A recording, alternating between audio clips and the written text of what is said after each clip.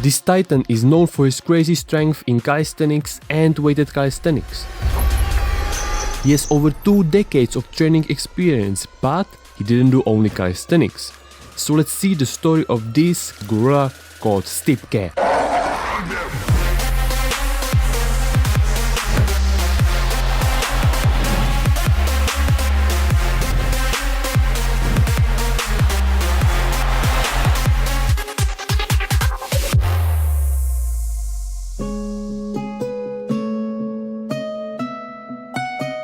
It's January 30th, 1993, and we are in Serbia, which is the country where Dejan Stipić, mostly known as Stipke, was born.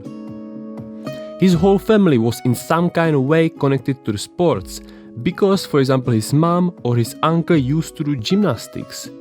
With that said, his parents started to make him stretch even as a 12-month-old kid to become flexible, and he even later on tried to do cartwheels or handstands at home. He was truly active throughout his entire growing up.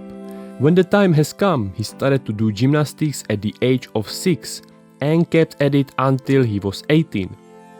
He didn't know anything else outside of gymnastics. He didn't play with his friends or he didn't do any other sport. He lived only for gymnastics, so you would say that he liked it, and that's why he stayed with it that long. But that's not quite the truth.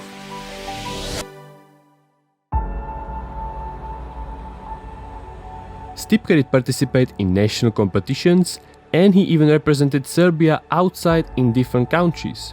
The thing you do in these competitions is freestyle, which was the thing Stipke hated. At these workouts he liked the most the strength training like muscle ups, pull-ups and all these basic exercises. So learning different skills or doing freestyle was not his cup of coffee. And what it made even worse was getting injured several times. Stipke torn his shoulder, broke his hand, which had a great impact on his motivation to even go to the classes.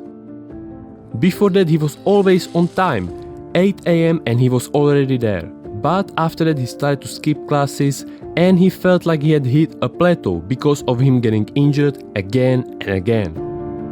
Falling directly on his head from a high bar didn't help at all, and it was kinda like his career ended. Not for that he would ended up being paralyzed because he missed mats and fell on concrete, but because he built up a phobia of falling again. As soon as you have a phobia in gymnastics, you are done, he said. His performance really went down, and even Stipke himself wanted to quit doing gymnastics, but the trainer told him that they need him in the team and all that stuff.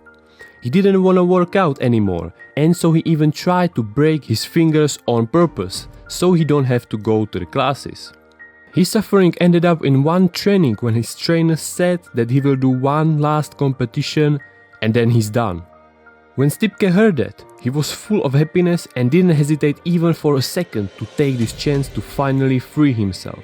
As mentioned before, Stipke never went out with friends to the parties or drank because of gymnastics.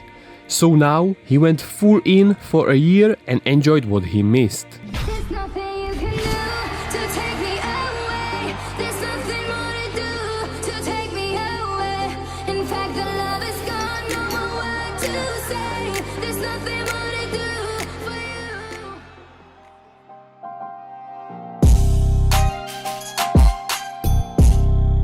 Calisthenics was rapidly growing after Hannibal's video exploded on the internet.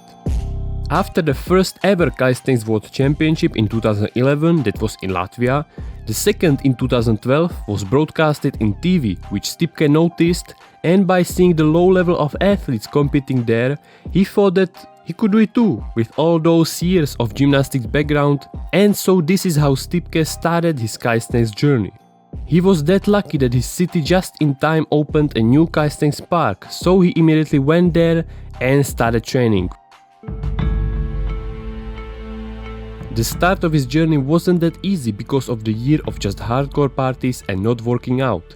He lost all his muscles, and from being able to do 10 ring muscle ups at the age of 9, he went down to a 0. But he regained his strength quite fast with such reps, and soon started learning static skills like back lever, front lever, handstands and explosive push-ups.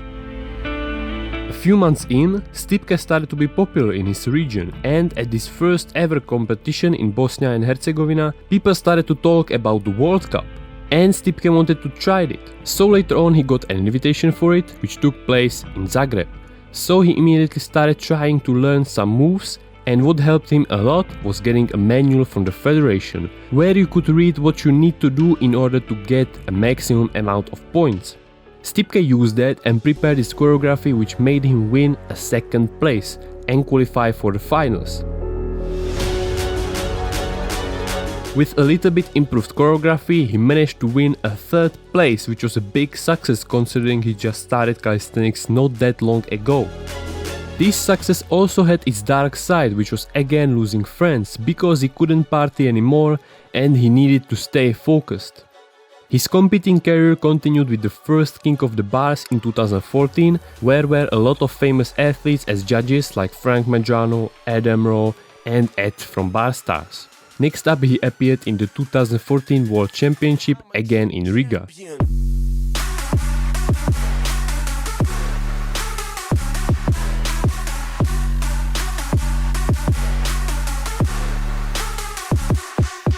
Nevertheless, Stipke sadly got injured again, and so he didn't compete at all for 3 long years, when in 2017 he again appeared in the New York's competition, which was all rigged for him to lose. It was scheduled for the July 4th, which is the US Independence Day, so that was the first reason why he needed to lose. The second one was caused by a poor communication.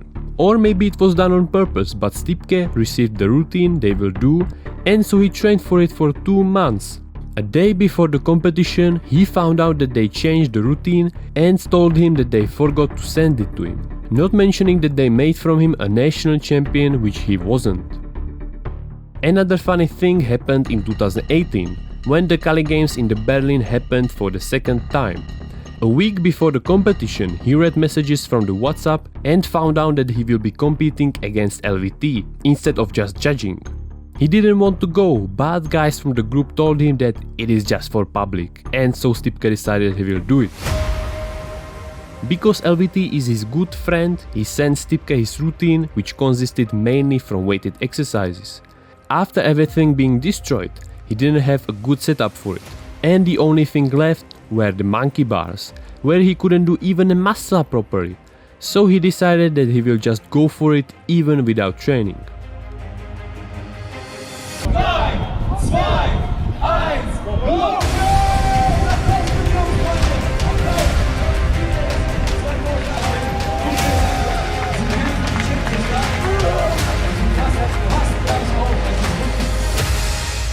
Even though Stipke lost, he still fought like a real champ, meanwhile the sun was shining directly on him. But people on the internet had different opinion. They immediately started to call him weak, having only fake muscles and not the strength. This made Stipke angry, and so he decided the next day to compete again in the reps competition, with a torn hand and sore from the battle with LVT.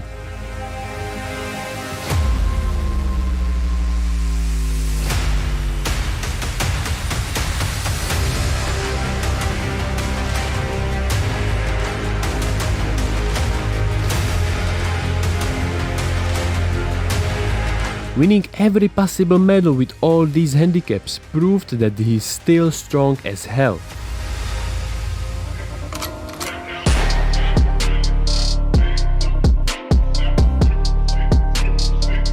A few years back he started using weights, because after all those years of calisthenics and weighted calisthenics, he saw that he's not improving anymore.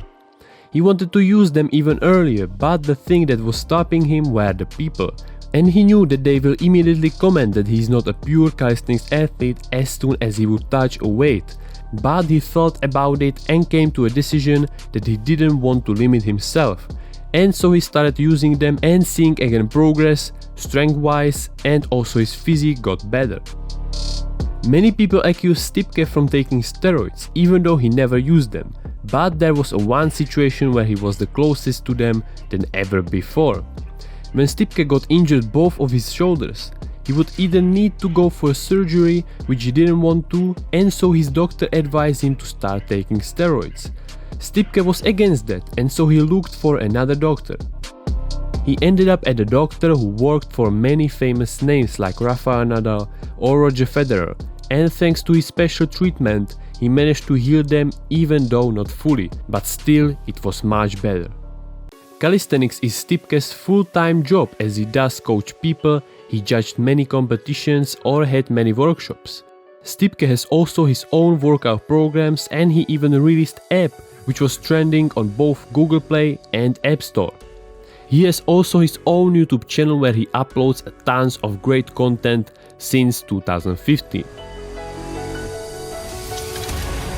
Outside of calisthenics, he studied a multimedia engineer, then thanks to his interest into calisthenics, he has a diploma for a master calisthenics trainer. Throughout his journey, he tried many types of diets like vegan or vegetarian, he tried also intermittent fasting, which he liked, and so on. Stipke, after 24 years of working out, is still going and still improving even after he faced all those hard obstacles or loss of motivation he had. He still stayed disciplined and kept going. He never really had an inspiration or anything like that. It was always just he and himself.